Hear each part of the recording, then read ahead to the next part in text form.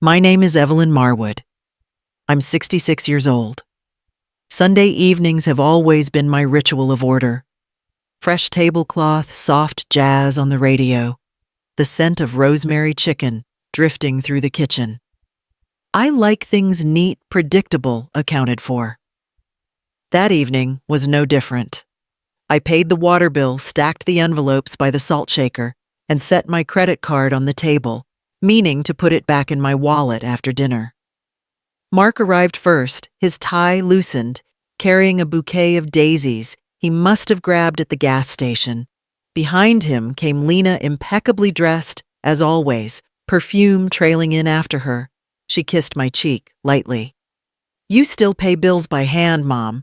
That's adorable." Her tone was half teasing, half patronizing, but I smiled anyway. I'd learned long ago that harmony often requires silence. Dinner went smoothly, the wine helped. Mark talked about a new project near the river, and Lena scrolled through her phone, showing us photos of a resort she wanted to visit once finances eased up. When she reached for the salt, her eyes flicked toward the small silver card resting near my plate. She grinned. "You shouldn't leave that lying around. Someone might get ideas." I laughed with them, though the remark lingered longer than it should have. After they left, the house slipped back into its quiet rhythm, the ticking clock, the hum of the refrigerator. I gathered the dishes, wiped the table clean, and placed the card back in my wallet. Outside, the streetlights came on one by one over Whitaker Street.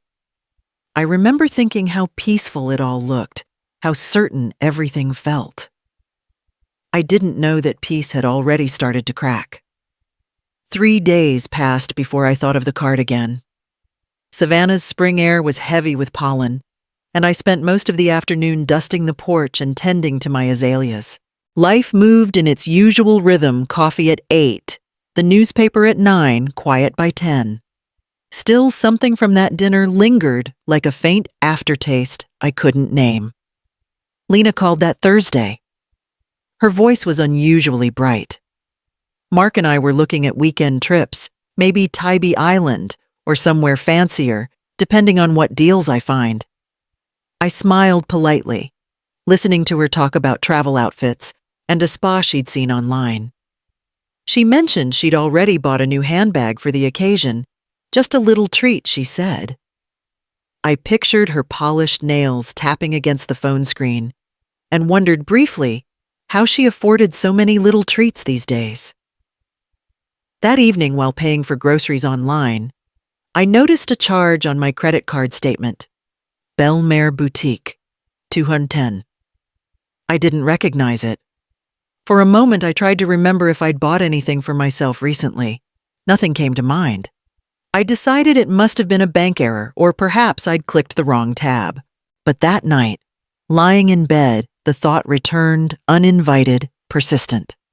I could see Lena at the table again, her smile hovering above my card. Maybe it was nothing I told myself. Maybe it was coincidence.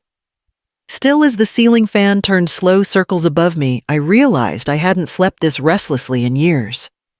Something quiet but certain had shifted the kind of unease you can't explain, only feel in the bones, in the pulse, in the way silence suddenly sounds too loud. Saturday mornings are my quiet hours, the only time the house feels truly mine. I sit by the window with my checkbook, a cup of tea cooling beside me, and go over the numbers. It's a habit that's never left me even in retirement. Balance the books, make sure everything adds up, keep the world steady. That morning the numbers didn't add up. At first I thought it was fatigue. I blinked at the screen, refreshed, the page counted again. The balance stared back, stubborn and wrong. Nearly $10,000 missing. A tightness bloomed in my chest. My hands, usually steady, trembled as I clicked through the recent transactions.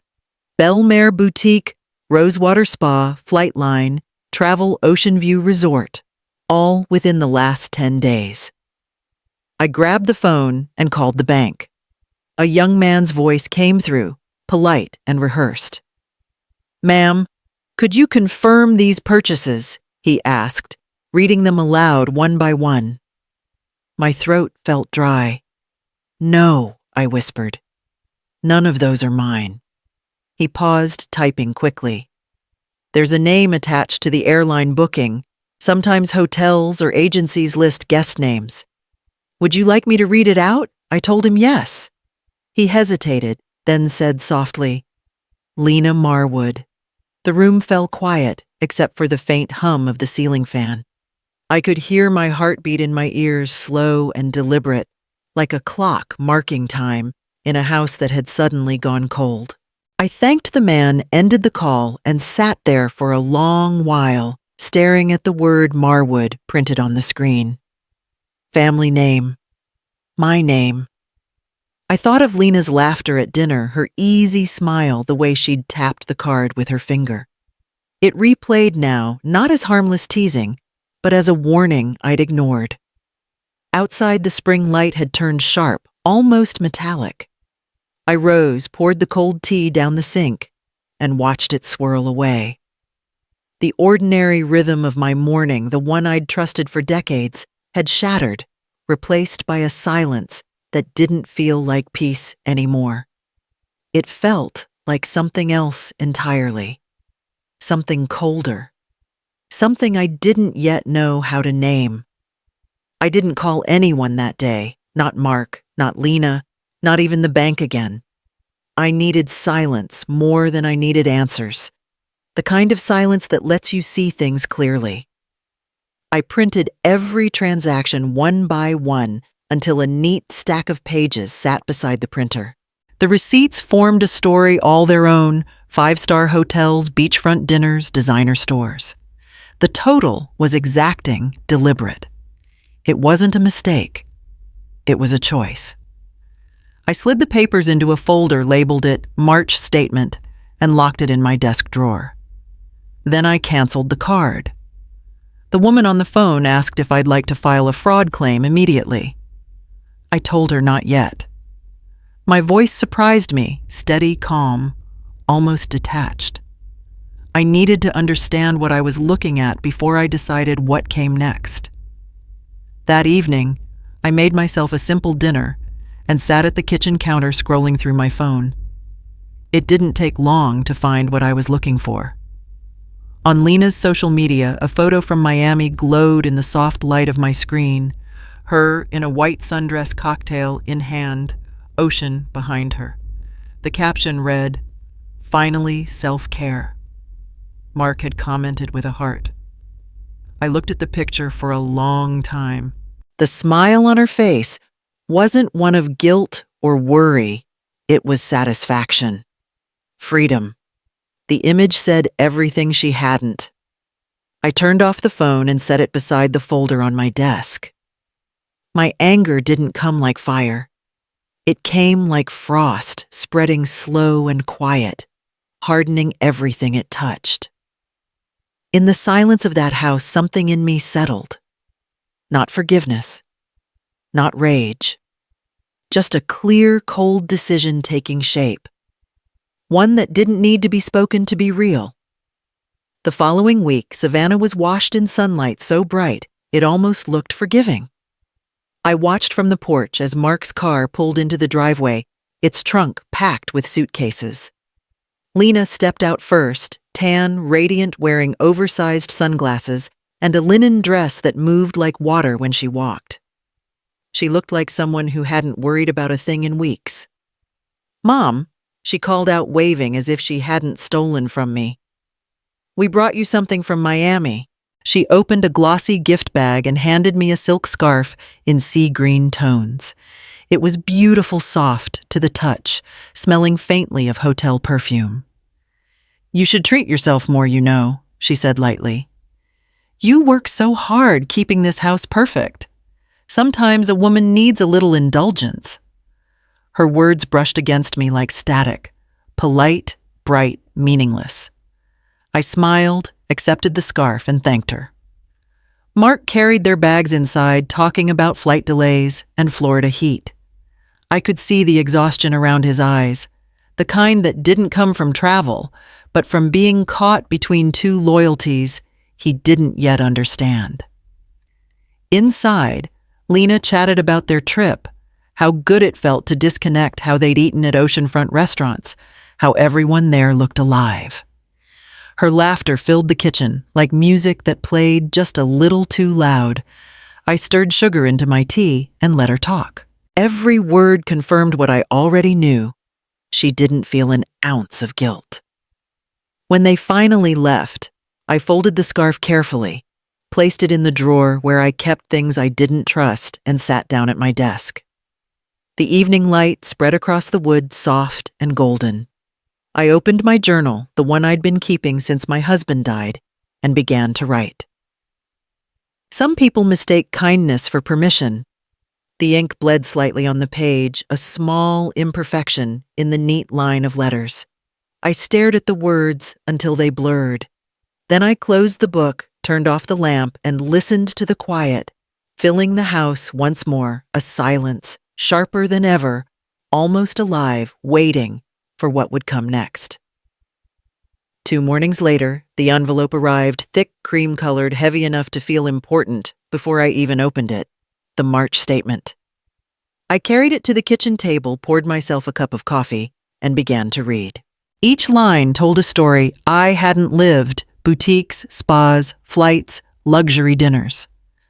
I recognized the timeline. It began the day after that Sunday dinner. I pulled out a yellow highlighter and traced the totals page after page, the fluorescent ink marking a trail of audacity. $9,842.16. By the time I reached the last page, my coffee had gone cold. The paper looked almost beautiful, the way guilt often hides behind neat formatting. I gathered the pages into a folder and slipped it into my purse. Mr. Halpern's office was just off Broughton Street, tucked inside a narrow brick building that smelled faintly of paper and lemon oil. He'd been my husband's friend since their Navy days, a man with white hair, sharp eyes, and a voice that carried quiet authority. When he saw me, he stood and smiled. "Evelyn Marwood, it's been too long." "Too long," I said, handing him the folder. "I need your help." He read in silence, flipping through the pages, his brow tightening slightly with each turn. "You're sure it was her?" "Yes." My voice didn't shake. "I'm not looking for revenge, Arthur. Just truth. And protection." He nodded slowly. "Then we start with facts." Together we filled out the fraud report. He explained each step, how the bank would handle verification, how the charges could be frozen, how family complicates everything. I listened, signing where he pointed, steady as stone. When we were done, he closed the folder gently. "You've always had a quiet kind of strength, Evelyn. That's harder to find than anger." I smiled faintly. Anger burns too fast. I'd rather let the truth do the burning. Outside, the afternoon sun spilled through the window, catching the dust in gold. I left the office lighter somehow, as if the weight had shifted, not gone, but no longer crushing. I wasn't waiting for justice anymore. I was preparing for it. I decided to invite them for dinner exactly 1 week after meeting with Mr. Halpern. It seemed fitting, the same day, the same table, the same silver card no longer there. The afternoon air was warm, fragrant, with jasmine from the yard. I set the table the way I always did. Linen napkins, polished forks, the scent of lemon oil on wood. Some rituals I'd learned make courage feel quieter. Mark arrived carrying wine. Lena followed, cheerful and unbothered, a new necklace glittering against her throat. "You didn't have to cook for us again, Mom," she said, leaning in to kiss my cheek. "We should be the ones inviting you out." I smiled. "Next time, then." Dinner moved easily at first. Mark talked about deadlines at work, the city's new bridge expansion, something about permits. Lena complimented the roast and snapped a photo for her social media. I noticed the familiar flicker in her eyes, the same restless brightness I'd seen the night she teased me about the card. When dessert was cleared, I returned from the kitchen carrying a single folder instead of coffee. I placed it gently on the table between the salt and the vase of daisies. I wanted to share something with you both, I said. My tone was even steady. Some recent statements from my account. Lena blinked, the smile freezing halfway. Your account? Yes. I opened the folder and slid a few pages toward her. You'll recognize these. The sound of paper sliding over the table was small, but final. Lena's hand hovered above the documents, but didn't touch them. Her face, always composed, shifted color, draining eyes darting toward Mark, then back to me. I don't understand, she said, voice thinner than before. Mark frowned, leaning closer. What is this? Mr. Halpern, seated quietly at the end of the table, cleared his throat. Official statement from the bank. Transactions under Mrs. Marwood's account verified by cardholder identity and booking records. The words landed like stones in still water. The room changed shape, smaller, air heavier. Mark looked at Lena again. Please tell me this isn't... It's a mistake, she interrupted quickly, pushing the papers away. There has to be some mix-up. I didn't raise my voice. There isn't. Silence filled the space where laughter had lived only weeks before. Even the clock on the mantel seemed to hold its breath. I sat back, hands folded in my lap, and let the stillness do the speaking. It was the kind of truth that didn't need to be shouted. It only needed to be seen. Lena's chair scraped loudly against the floor as she stood. Her voice cracked first, then rose with each word. I didn't steal anything, I just borrowed Evelyn. You never help us. You hoard everything and act like you're the only one who's worked for it. Her face flushed deep red. Her hands trembled. I could see Mark's jaw tighten, his eyes darting between us, desperate to stop a collision already too far gone. You borrowed, I repeated quietly. Then why hide the charges? Why use my name to book a vacation? She pressed her palms flat on the table. Because I deserve it. We both do. We've been struggling for months while you sit here alone in this house like some saint. You don't even need that money.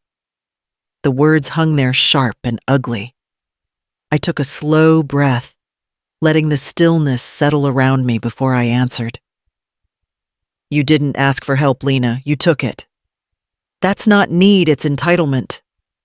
She shook her head, half in anger, half in disbelief, as though my calmness unnerved her more than any accusation could. Mr. Halpern, who had remained quiet until then, closed the folder with deliberate care. The report has already been filed with the bank, he said evenly. The investigation will proceed as standard. The evidence is clear. Lena's voice faltered. You filed it, yes, I said simply. It's not personal. It's protection. Mark leaned back silent, staring at the table, as if seeing it for the first time. His fingers brushed the corner of a napkin, then stilled. He didn't defend her, and in that absence, something inside the room broke completely. Lena's shoulders sank. The fight left her body like air escaping a balloon. The only sound left was the faint hum of the refrigerator in the next room, steady and indifferent, as if the house itself had already decided whose truth it believed. 2 days passed before Mark came by alone. The afternoon light slanted through the blinds, painting thin bars across the living room floor. He looked older somehow, his shoulders heavier. I'm sorry, Mom, he said quietly, standing by the doorway like a boy waiting for permission to come in. I didn't know. I should have seen it. I nodded, not out of forgiveness but understanding. Sometimes love blinds us to the obvious. He sat down, rubbing his hands together. I'll pay you back. Every cent. It's not about the money, Mark, I said. That part's already been handled. The bank had called that morning. The investigation confirmed the charges were unauthorized. The account was restored, the fraud removed. It was done on paper at least, but the kind of theft that mattered most didn't live on paper. Mark exhaled, his voice breaking a little. She's staying with her sister for now. Things are tense. I poured him coffee, though neither of us drank it. The silence between us wasn't cold, only tired. Outside, a storm was moving through the city, thunder in the distance, the smell of rain pressing against the windows. She'll have to face what she did, I said finally. We all do, sooner or later. He nodded but didn't answer. Before leaving, he looked around the room, eyes landing on the empty chair where Lena had sat just weeks before. It's strange, he murmured. It feels like the house itself knows. When the door closed behind him, the quiet felt different, no longer sharp, but hollow. I walked through the rooms, turning off lights one by one, listening to the soft creak of wood beneath my feet. For the first time in months, I could breathe without bracing for what might come next. The peace was real, but it came with a cost I hadn't wanted to pay. Weeks passed, and the rhythm of life returned gentler than before. I spent my mornings in the garden pruning the camellias, and my afternoons in the kitchen, where the radio hummed softly beside the kettle. The house had grown quieter, but not in the same hollow way. It was a quiet that belonged to me now. One Thursday, I invited a few neighbors for tea. We sat on the porch, watching the wind move through the Spanish moss that hung from the oaks. Conversation stayed light, recipes, weather, the city's spring festival. No one mentioned what had happened, and I was grateful. I'd learned that not every wound needs an audience to heal. After they left, I cleared the cups and returned to my desk to sort through a few envelopes. Bills, letters, statements, all ordinary things. I wrote each check, sealed each one carefully, and placed my new card in the drawer when I was done. The small click of the lock felt final, like closing a chapter I no longer needed to reread. Mark came by that evening. He didn't stay long, but his visit felt different, quieter, humbler. He helped me carry the trash to the curb and lingered a moment before leaving. You're tougher than I realized, he said, half smiling. I touched his arm lightly. Toughness is just patience with scars, I replied. When he drove away, I stood on the porch as the last light faded from the sky. The streetlights flickered on one by one until the old lamp my husband had installed decades ago cast its soft glow across the steps. I turned it on and watched it shine through the settling dusk. The air smelled of magnolia and rain. For the first time in months, I felt no weight, no ache, just the quiet certainty that this light wasn't for waiting anymore. It was for peace.